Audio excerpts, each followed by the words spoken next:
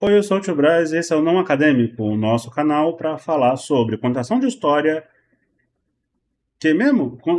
Narratologia e análise de discurso, sem academicismos. Essa aqui é a continuação direta do primeiro vídeo sobre personagens, então vamos direto para o conceito, porque eu terminei o outro vídeo falando sobre um monte de coisa para estudar, e Bakhtin, Angela Bock e os caralho. Para esse aqui, para esse vídeo de pegar na sua mão e te explicar mais ou menos como é que monta um personagem, eu escolhi dois estudos, dois assuntos complexíssimos para estudar, que são arquétipos e estereótipos. Ai, gente, segura na minha e vamos, porque vamos.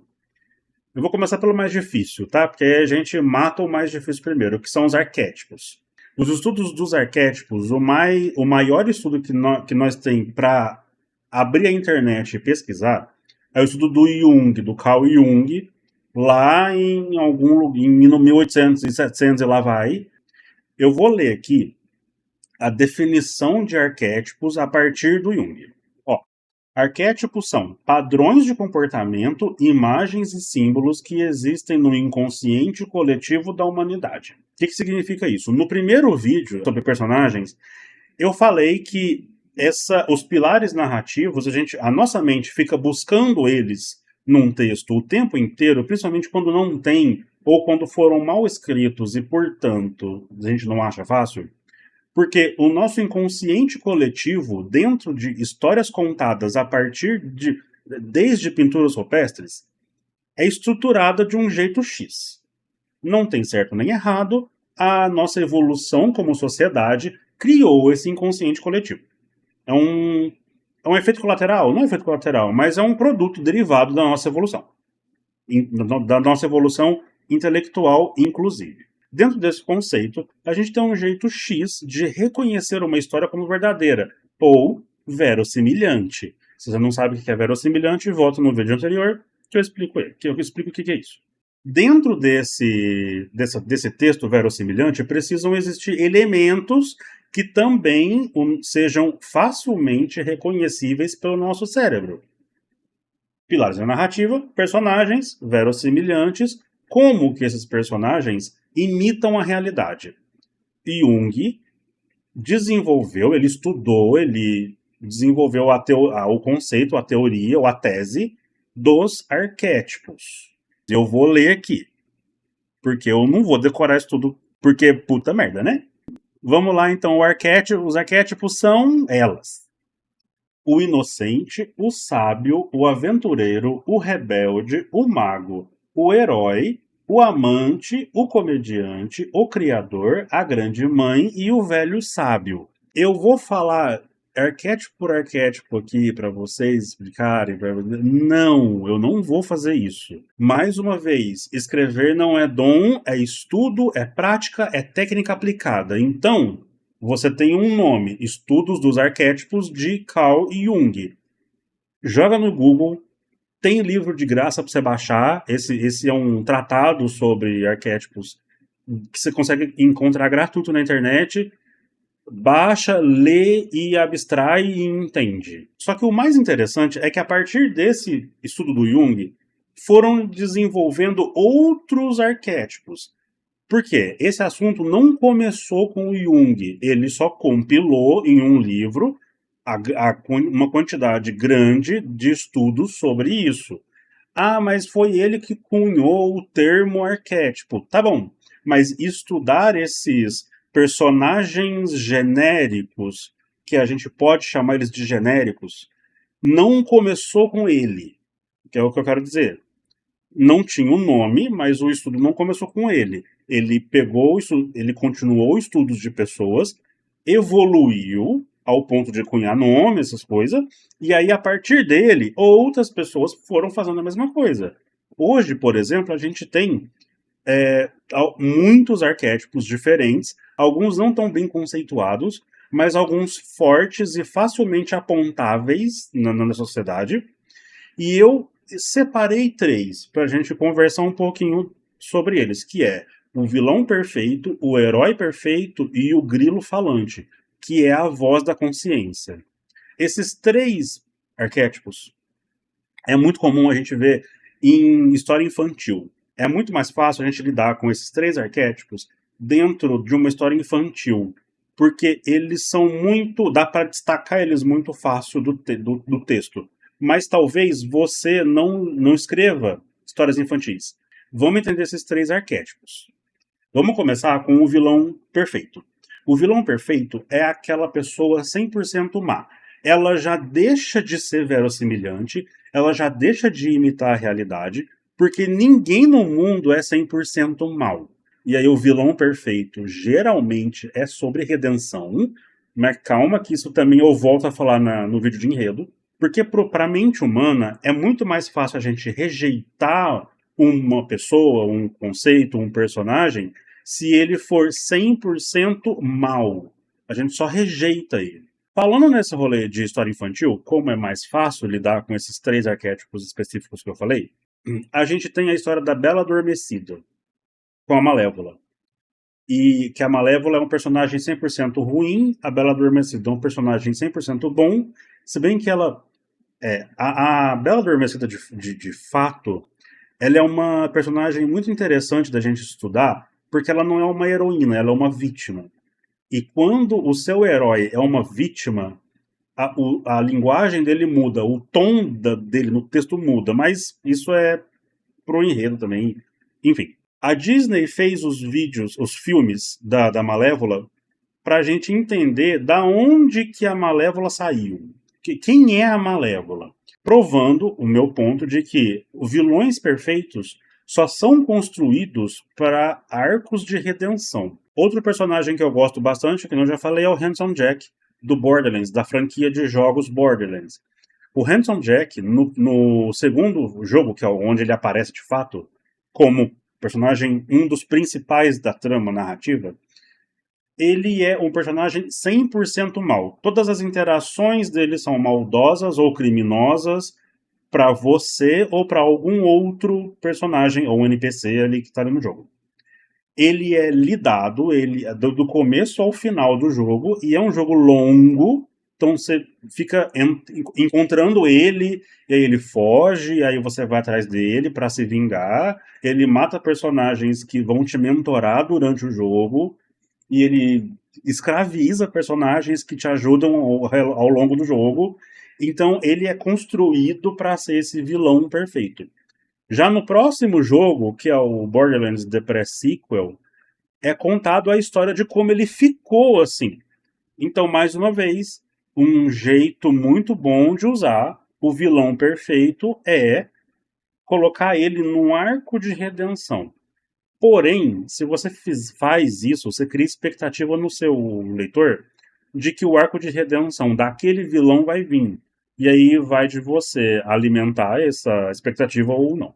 Eu gosto muito do arquétipo do grilo falante, porque ele é geralmente a voz da consciência. A primeira aparição desse arquétipo é na história do Pinóquio, que o grilo falante está na história do Pinóquio, e ele é a voz da consciência do Pinóquio, porque supostamente o Pinóquio não tem consciência porque ele é um boneco de madeira vivo. Ele não é um menino de verdade, tanto que é o objetivo dele, né? Se tornar uma criança de verdade. E para ser completo. Então, como ele é incompleto, o que completaria ele são as coisas ao redor dele. E aí entra o grilo falante, que é a voz da consciência do Pinóquio. Essa voz da consciência é um arquétipo muito usado. Por exemplo, lembra da história do Natal lá, que um cara é muito mão de vaca, muito cuzão, e aí, na noite de Natal, ele é visitado por 3 espíritos, um do presente, um do passado, um do futuro, e a partir disso ele melhora como ser humano, ele melhora como pessoa. E essas 3 entidades que aparecem para ele são uma entidade só, que é a voz da consciência. Só com esses 2 exemplos, nós temos a tendência de achar que esse arquétipo está sempre num personagem bom. Tá sempre num personagem que só existe na história para ajudar. Tem 2 outros exemplos de personagens maus, que são grilos falantes das suas histórias. O primeiro é de uma série de sci-fi espacial que é a minha série top 1 do coração. Eu amo essa série de paixão e ela não tem erros. Ela não tem erros. Que chama Killjoys. O Killjoys é um sci-fi espacial de uma galera que é mais ou menos caçadores de recompensa e tem suas camadas e nuances. Eles não são só caçadores de recompensas, enfim. É muito bom se você gosta de sci-fi espacial, fica aí a indicação. E dentro desses Killjoys, que é o nome deles, desses Bounty Hunters, desses caçadores, tem um chamado Fancy. Ele é o cuzão da história. Ele é o único que trabalha sozinho, porque Killjoys sempre trabalham em dois. Ele é o único que trabalha sozinho, primeiro porque ele não gosta de trabalhar com outras pessoas, e segundo, porque ninguém quer trabalhar com ele, porque ele é um cuzão do caralho. Lembrando, ele é um personagem secundário, porque ele tem nome e ele tem função narrativa, mas não é uma função tão importante quanto ele poderia ser. Como é uma série, você tem essa liberdade de que, por exemplo, ele é um grilo falante do Killjoys. Ele não precisa ser o grilo falante todas as vezes que ele aparece. Diferente do Pinóquio, que é uma história curtinha para criança, então o grilo falante é o grilo falante todas as vezes que ele aparece. Tem um episódio que o Johnny, que é do núcleo principal da série, tem que fazer uma missão com ele, que é de resgatar um outro Killjoy, mentor, que sumiu. Eles acham o cara lá no meio do universo, lá, eles vão atrás do cara. O Fancy fica o tempo inteiro tentando tirar o Johnny de perto dele. Não porque você é muito amador. Não porque você pensa demais. Não porque você deixa as emoções tomarem conta de você. Não porque... Até que o Johnny explode e fala, cara, por que você é assim? Por que a gente só sobrevive no espaço, humanos, né? Seres humanos, quando a gente está em grupo. E você faz questão de ficar sozinho. Ele pergunta pro Fancy, por que você é assim? E o Fancy responde, porque alguém tem que ser assim. Durante todo esse episódio, que explora mais o personagem, que ele é sempre pessimista, ele é metódico, ele é matemático ao extremo, tudo dele é precisão e tudo ele reclama, tudo ele acha um defeito e coloca esse defeito na superfície. Para melhorar ou piorar, é o que ele faz. E aí, quando o Johnny pergunta para ele por que você é assim, ele responde, porque alguém tem que ser assim. Isso é o grilo falante. Essa é a voz da consciência. Você não ser romantizado e não romantizar nada. Você tira a sua emoção, coloca ela de lado e puxa a lógica para a superfície. É assim que você trabalha o arquétipo. No final desse episódio, o mentor é encontrado, descobre-se lá, tem a trama do episódio, e esse cara vai acabar morrendo. Só que aí ele escolhe a Dutch, que é de quem ele foi mentor, para matar ele. Porque ele fala, se eu vou morrer de qualquer jeito, eu quero escolher quem vai fazer isso. É uma cena com uma emoção muito forte, porque tem muita gente na cena e ninguém quer que ele morre. Tanto que foram atrás dele para evitar que ele morresse. A partir de um ponto descobre-se isso. E aí todo mundo vai atrás dele para evitar, porque ele é um personagem muito amado por todos. E aí a Dutch não consegue. Ela foi aprendiz dele, né? Ela não consegue. E aí só vê a cabeça dele explodindo. Todo mundo olha pro Fancy. Ele olha, a arma dele tá ativada. Ele olha pro mundo com a mesma cara de bosta de sempre. E ele vai e senta numa mesa, que eles estão num bar. Ele senta de costa para todo mundo. E aí volta aquela cena do Johnny conversando com ele. E ele falando, porque alguém tem que ser assim. Outro personagem que é um grilo falante e também está num personagem mau o personagem chama John Murphy e ele é de uma série chamada The 100, ou muita gente chama de The 100, né? Enfim.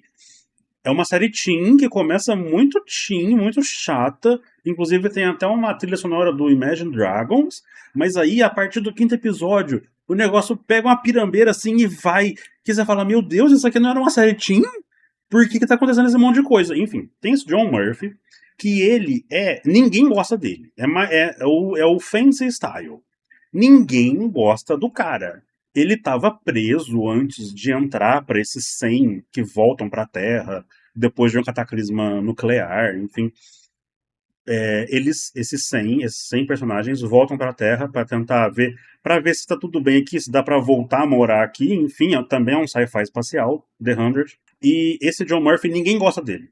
Ninguém gosta dele, mas toda vez que eles precisam resolver alguma coisa insolúvel, é atrás dele que eles vão. É ele que resolve. Se precisa jogar verdades na cara da Clark, por exemplo, porque a mãe dela é uma cuzona e tá fudendo todo mundo de novo, porque os mais velhos estão fudendo eles de novo, porque eles são todos adolescentes. Esses The 100 são todos adolescentes. Jovens adultos, na verdade. Adolescentes / jovens adultos. E quando é pra falar essas merda, é ele que fala, é o Murphy que fala. Quando a Octavia faz merda, o Bellamy tá limpando a bunda da Octavia de novo, pela milésima vez, é o John Murphy que aponta o dedo na cara do cara e fala: se você continuar fazendo isso, ela vai acabar morrendo porque o planeta vai matar todo mundo. O grilo falante é um arquétipo muito bom para usar em qualquer história. Tanto que eu dei exemplos de sci-fi espacial e histórias infantis. É um arquétipo muito versátil, porque sempre tem o personagem cabeçudo, que é o cabeça dura, de preferência quando é o protagonista, que é meu bundão, que é meu mole, tem que ter um personagem para ficar puxando ele. Esse personagem geralmente está dentro do arquétipo do grilo falante porque ele não tem medo, ele só fala e o povo é que se foda para digerir o que ele tá falando. O estudo do arquétipo, puta que me pariu, é imenso, imenso. O próprio livro do Jung é um livro até difícil de ser lido, porque ele é antigo e ele é muito técnico. E esse vídeo tá longe de ser a palavra final sobre o estudo do arquétipo. Mais uma vez, eu só tô jogando informação para vocês irem pra internet. Quer dizer, irem não, né? Porque vocês já estão na internet, que vocês estão vendo esse vídeo na internet. E ir atrás de informação, de ler esses livros e assistir essas séries e consumir esses materiais com esse olhar de ponto de vista já, buscando esses arquétipos nos personagens que vocês estão lendo ou assistindo. Outra coisa que também ajuda a gente a criar personagens mais verossimilhantes é o estudo do estereótipo. O estereótipo, principalmente recentemente, agora depois da fase internet, que é 1995, 96, aqui no Brasil, por aí, nós começamos a ver um aumento exponencial de estereótipos. Mas vamos entender o que é estereótipo. Eu vou ler a definição de estereótipo para vocês. Estereótipo é o conceito ou imagem pré-concebida, padronizada e generalizada pelo senso comum sobre algo ou alguém. Caralho, tio Braz, o que isso significa? Em vez de eu explicar palavra por palavra dessa frase, porque talvez você não entendeu porra nenhuma, eu vou te dar um exemplo. Aliás, eu vou te dar exemplos para você entender o que é estereótipo. É estereótipo quando você acredita que toda sapatão é masculina. É estereótipo quando você acredita que todo gay é feminino. Todo político é corrupto. Numa escala muito problemática e muito criminosa, toda mulher negra é barraqueira. Toda loira é burra. Isso são estereótipos. Geralmente, o estereótipo nasce para inferiorizar um grupo de pessoas, para destacar eles de um jeito negativo da sociedade, para não fazer parte do todo social. Estereótipo geralmente nasce com esse objetivo, porque nunca é o próprio grupo estereotipado que cria o próprio estereótipo, são as pessoas ao redor. São os outros estereótipos, os outros grupos. Então, tenha muito cuidado quando você for lidar com estereótipos no seu texto, para não fazer merda, para não falar merda, para não reforçar um estereótipo que só serve para diminuir um certo grupo X de pessoas. Tá mudando agora, eu reconheço que tá mudando agora, mas um estereótipo que é muito problemático usar é toda travesti é prostituta. Estereótipo é muito delicado de lidar, porque você está lidando com conceitos coletivos. Arquétipos também, mas o surgimento do estudo do arquétipo é para entender a humanidade. O surgimento do estudo do estereótipo é para minimizar grupos, para diminuir eles, tirar a humanidade deles, certo? Porque seria muito maldoso, por exemplo, da gente falar que héteros não lavam o pau. Isso é um estereótipo.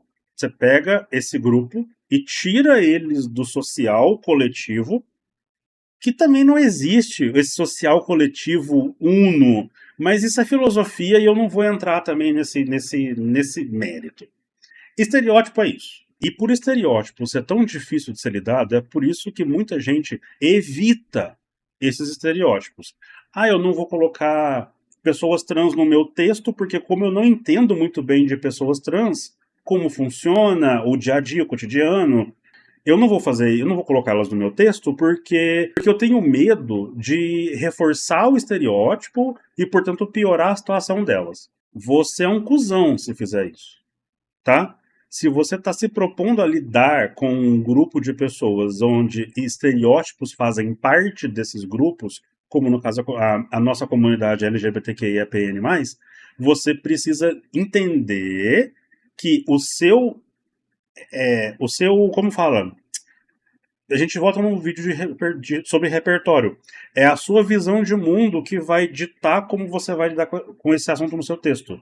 É como você enxerga, é o seu ponto de vista social que vai ser o seu norte para escrever aquilo ali. Se você acha que o seu norte não é o suficiente, procura o norte de outras pessoas. Procura o norte de pessoas transexuais, travestis. Procura esse outro ponto de vista para você lidar com isso no seu texto. Mas eu não posso só escolher não lidar com isso no meu texto? Eliminar um estereótipo de um texto que precisa ter esse estereótipo coloca você numa imaturidade literária tão grande, tão imperdoável, que é mais fácil, é mais bonito você admitir que não faz ideia de onde você parte para começar a falar sobre aquilo. E eu tô lidando com a comunidade LGBTQIAPN+, porque eu sou parte dela, então para mim é mais fácil explicar a partir disso. Mas, por exemplo, você tem indígena, você quer colocar indígenas no seu texto, e você não é indígena e não conhece ninguém de círculo próximo que também seja. Você não coloca indígena no seu texto por causa disso? Sabe, não faz sentido. Não faz muito sentido você excluir um grupo que já está dentro de um estereótipo que é usado para excluir grupos e, sabe, a conta não fecha. Mas é isso, mais um vídeo imenso e que, porra, não é nem 10% do estudo sobre personagens. Eu espero que eu tenha falado bastante de um jeito que você consiga facilitar você, de alguma forma, a construir seus personagens ou ter uma visão um pouco mais ampla de como construir um personagem para as pessoas lerem e se identificarem com ele ao ponto de falar, putz, eu seria esse personagem assim, fácil, sabe? Tipo, meu Deus, parece que você escreveu esse personagem para mim. Essa é a sensação que, como escritores e escritoras, a gente gostaria que as pessoas chegassem para falar, enfim. Se você entendeu, muito obrigado. Comenta aqui embaixo, compartilha esse vídeo com quem você acredita que seja interessante. Se inscreve no canal, esse é um canal 100% em português brasileiro e gratuito. Aqui não tem venda de curso, nem porra nenhuma. O que eu vendo, na verdade, são os meus livros, porque eu sou escritor independente. Eu escrevo distopias. Atualmente eu tenho um cyberpunk e um steampunk publicados. O link para você comprar esses livros está aqui no comentário fixado do YouTube. Também tem um segundo link para o canal de RPG que eu tenho com mais 3 amigos. A gente, né, nós somos a Taverna Queer e a gente tá jogando agora Pathfinder 2. Eu tô narrando essa história, essa campanha. Se você tem saco para ficar 4 horas assistindo uma campanha de RPG, cola lá no nosso canal. Tem o nosso canal aqui no YouTube também, que é o youtube.com/tavernaqueer. E é isso, a gente se vê no próximo vídeo. Tchau.